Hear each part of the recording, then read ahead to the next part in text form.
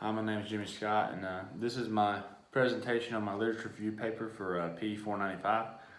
The title of the presentation is Relation of Health Education in the Population of Children to the Health Status of their Adult Life, which is how having bad eating habits or poor choices, quality choices at younger, how it affects them later on in life. A little introduction. I picked this topic to research and study because it has become a major problem. It is increasing substantially every year. Like, it's getting worse and worse every year. My major, a little bit of background on me, my major is in physical education, so I've always been curious why people let this happen to them, like get out of shape or just have terrible eating habits in the first place. Like, where do they get it from? It's taught to them, but maybe I just don't know why people do what they do. That's what I want to know.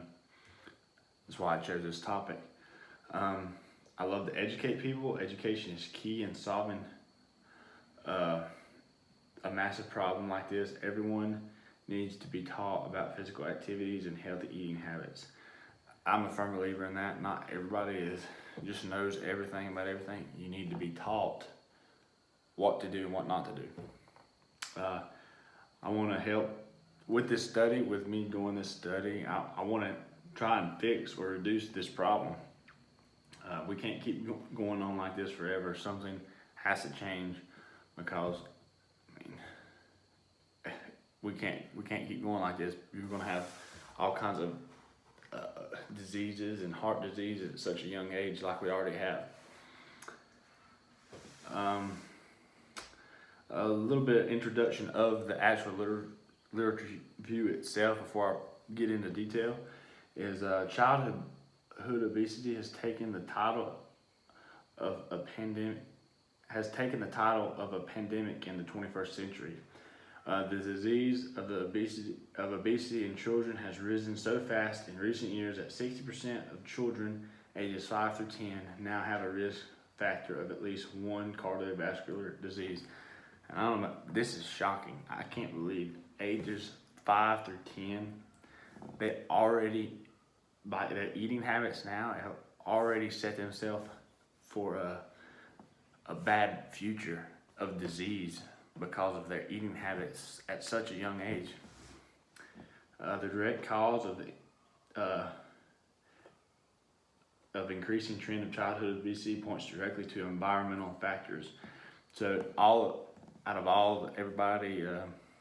the studies I looked at, this is what they said. It's not because the person has a problem, it's because of the environmental factors they're around, people who they're role models, people they hang out with, just the environment that surrounds them. Not only are children more overweight, this problem also takes a toll on the quality of life they will experience in adulthood. So the habits they learn at a younger age, they're going to continue those habits. And it doesn't affect them when they're young. It really doesn't.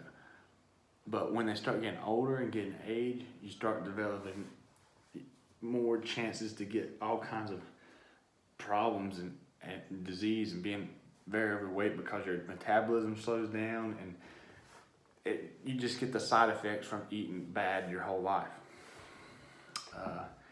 It is foreseen that without intervention, there's a possibility for a decline in the life expectancy within the United States population. So if something does happen with this and we don't make changes, the life expectancy throughout the whole United States is going to go down because people just choose to eat unhealthy and just torture their bodies with just junk food, which is not good. So we need to fix this problem.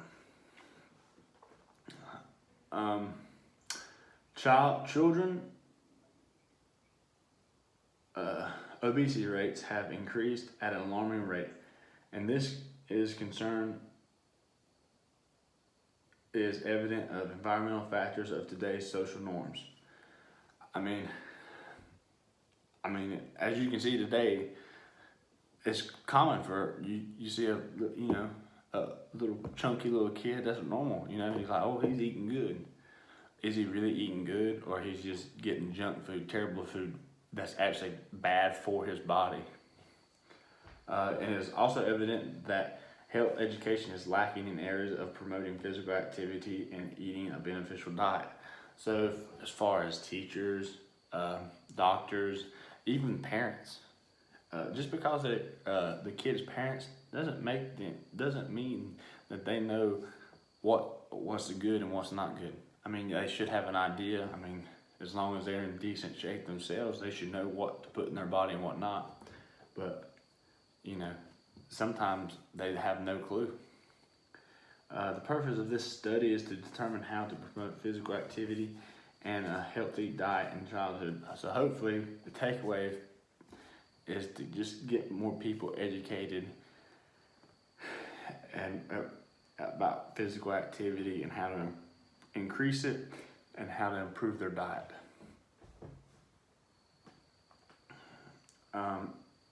Obesity is a disease that has been given little attention in its prevention, despite that many that are consumed by this disease.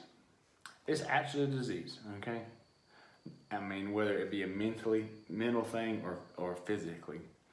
And it's a common disease. You see it everywhere. But I guess it's so common, people think it's not that big of a deal. But in reality, it's lurking in the shadows, just waiting for you to get down, drag you down, and then it'll put you in a bad spot.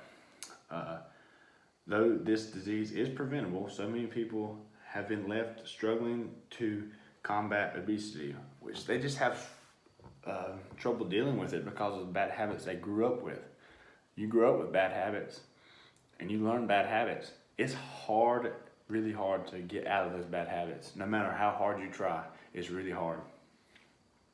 Obesity develops progressively and over time. So yeah, you might be skinny when you're younger, but have terrible eating habits, and it not affect you at all because you're young, active, metabolism going, you're doing stuff. But sooner or later, it's lurking in the shadows. It's gonna come up and it's gonna bite you in the butt for not eating right. Due to its nature, when the disease is prevalent and apparent, it is very difficult to treat because of the difficulty in curing obesity. Once it has been diagnosed, primary prevention is one of the utmost importance. So, what this is pretty much saying is when you have it and you have a problem and you know you have a problem, it's so hard to get rid of it because you've got this problem, you've got this way of life you've developed already. But the best way to get rid of it is the prevention before you stop it before it even happens, if that makes any sense. The best evidence for the prevention of obesity, which means for this, the best time to teach it, is shown most effective in the management of obesity in childhood. So if we can teach it in childhood how to eat right, how to be physically active when they're young, it's going to carry over to when they're adults, and they're going to live a good, long, happy, healthy life. The first category in my paper was the prevention of obesity in childhood, ways to prevent it from even happening. When tackling prevention of obesity before it becomes a problem, because children, most of them are not obese. They'll be a little chunky, but they're not obese. Children are going to have higher instances of remaining healthy throughout their lifetime. Scientists have been researching obesity and the effects of obesity in children since the issue became prevalent in the 70s. So this is not like it's some new thing. It's been going on a while. The way food has been prepared and purchased has drastically changed, as well as an increase in sedentary lifestyle, which has been incorporated as the norm into the daily life. So there has been an increase in junk foods, just terrible foods. Fast foods, that's one of the worst things. If you get in the habit of just eating out fast food, and the sedentary lifestyle, such as playing Xbox, those video game systems, watching TV, watching movies all the time, that's sedentary. You're just sitting around, not doing nothing, getting up and doing stuff. These factors have led to an increase in obesity in all ages, not just children, but in all ages. College, you name it. All ages it has affected those factors. During this research, articles are focused on different age groups within the child life. So you might have infants, then preteens, teens, and so on and so forth. The question remains as to when children should begin to have interventions to prevent obesity. Like, what's the best age to teach them at? Obviously, infants, you're not really going to teach them much, but they got to understand what you're trying to teach them, or you're just wasting your time. It is important to educate society as a whole so that this information and education is given, and therefore an aim at prevention of obesity in society is produced. And like I said before, I'm a real advocate on education is key. The more you know, the better you are, the better off you are. Because if you don't know how to eat right, you don't know how to exercise, how are you going to do it? You're not just going to magically know how to do it. So it's our job as educators and doctors and physicians to introduce this to everyone. By educating those responsible for children, they will have knowledge of resources to prevent childhood obesity. I mean, proof is in the pudding. You teach them, you teach everybody, they know how to teach their kids, and their kids are going to have overall better lifestyle because they were taught from a young age what was good. Environmental factors have been the main culprit in the disease of childhood obesity, as well as children are eating more and exercising less often.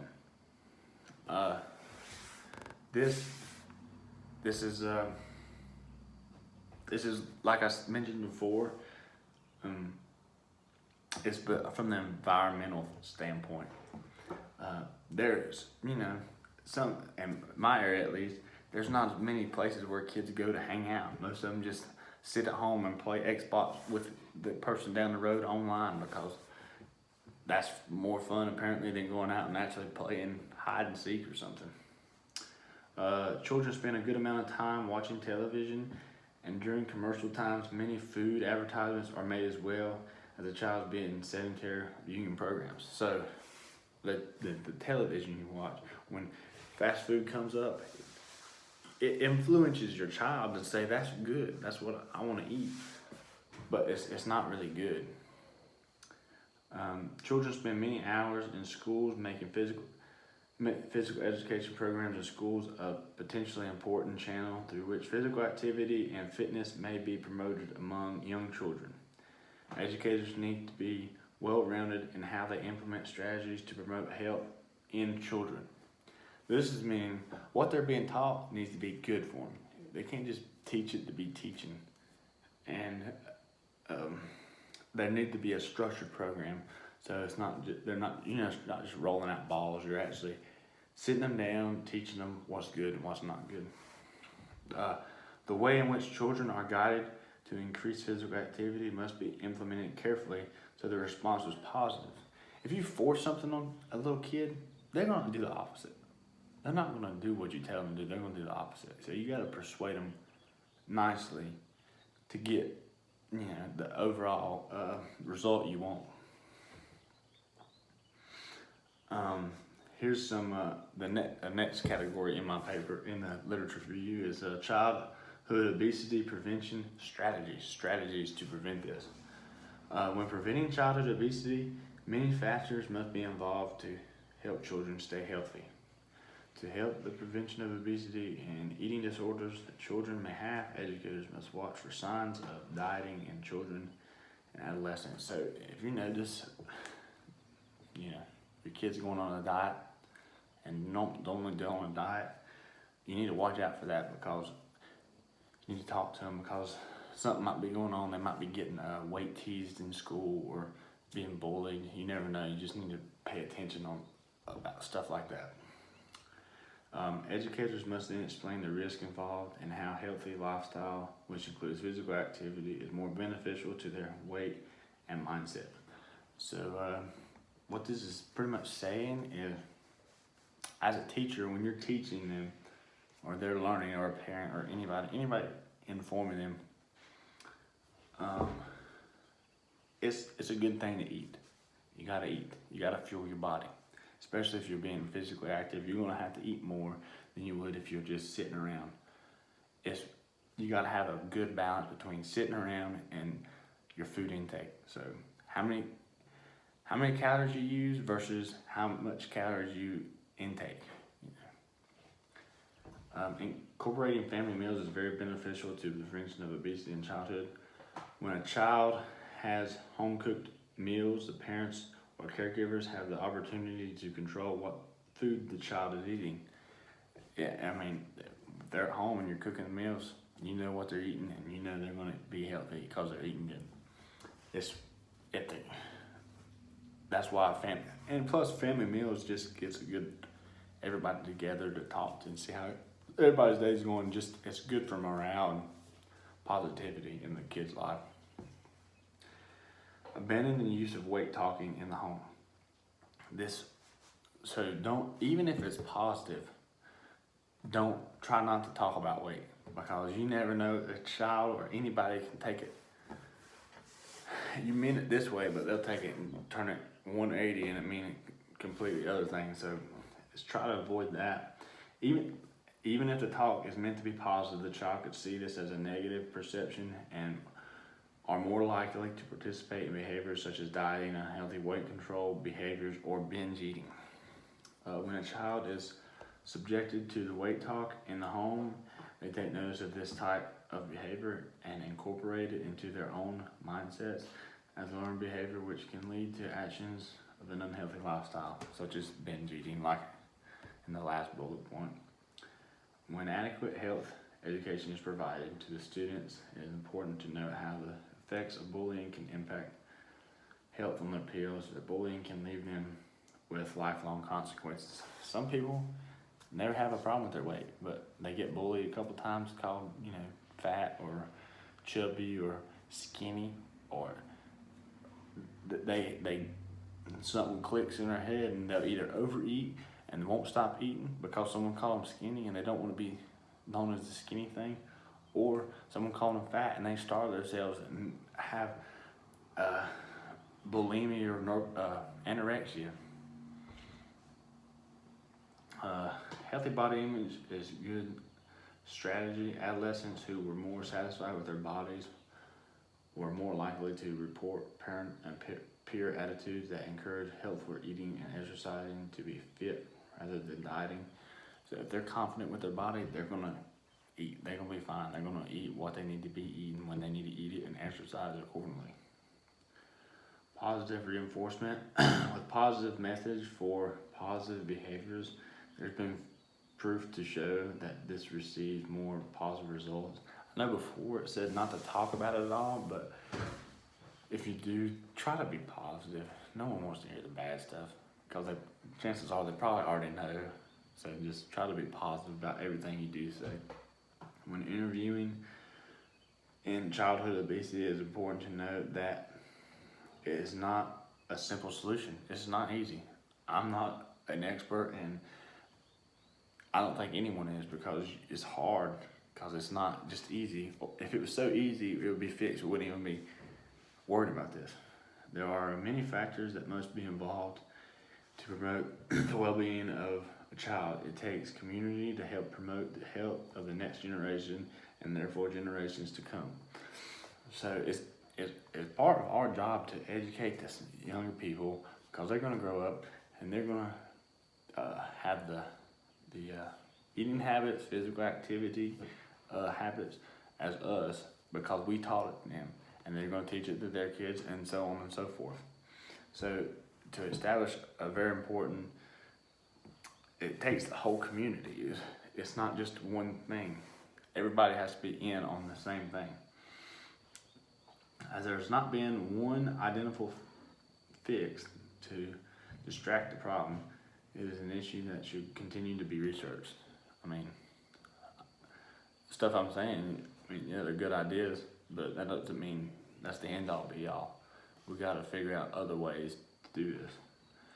In combating childhood obesity and creating healthy lifestyles for children, many roles have to be filled, and there's a large need for collaboration, which means coming together, finding the best ideas, what works and what doesn't work. When discussing the prevention of obesity in childhood, it is important to note that physical activity and healthy diet are the #1 resource. To go further, however, it is also important to remember that the health environment must also be incorporated. The child needs to have a positive environment from the caregivers. So just have a positive environment in everything you say and do to them, and they should be all right. Promoting health in the college student population. So this is a bit older people who get out on their own. When children are taught how to eat healthy in a healthy manner at a young age, it will more likely carry on to when they're adult life. Obviously, you get good habits, they're going to continue to be good habits throughout your whole life. College students have busy schedules and are just getting out of their own. Even though they were taught healthy behaviors in childhood, they have many deterrents as well as no parental guidance. This in turn increases the risk for becoming overweight because they're not home, they ain't got nobody to listen to, they have a hectic schedule with all the classes they have to take. The transition from high school to college is one critical period in life where there's a risk of weight gain is significantly higher than the other time periods. This is important because this is where most people get the freshman 15 because they go to college and they start eating what they want, doing what they want. For most college students, they do not have the resources to purchase fresh foods or prioritization skills to be physically active.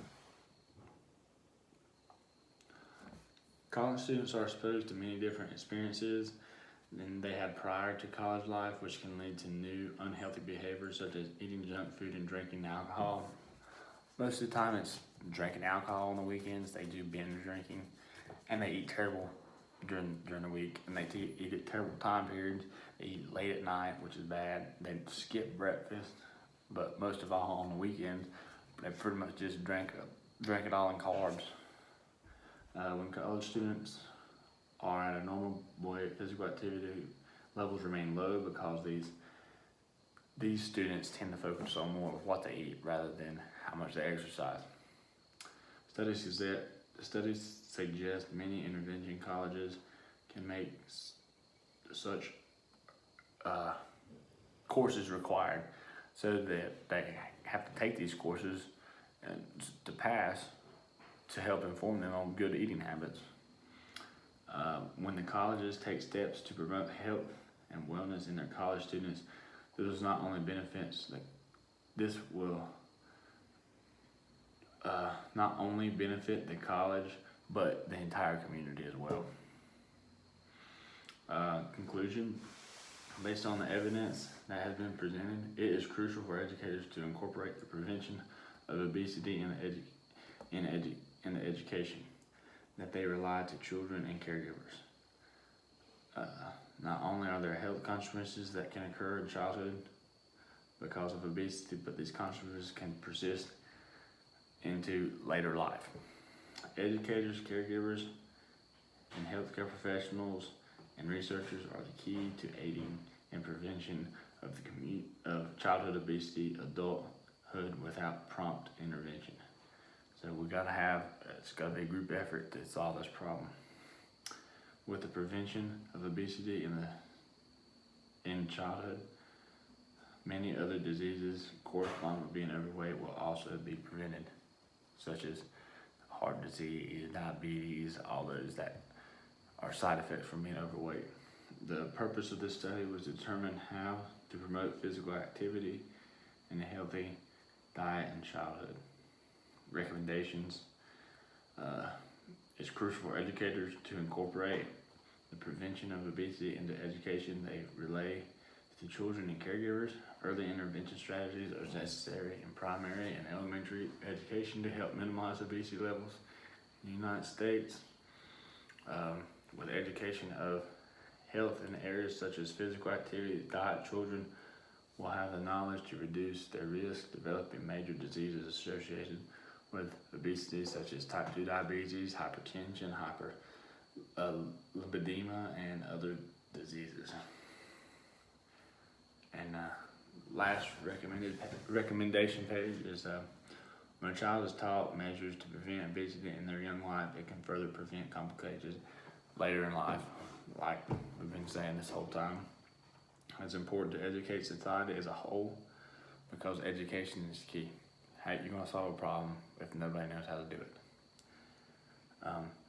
Targeting the increase in physical activity by encouraging them to reduce sedentary activities gives the caregiver or educator the result they want in the child in a way that the child would most likely respond to in a positive manner. Don't force them to do it because most likely they're not going to do it. And these are my references. Thanks for listening.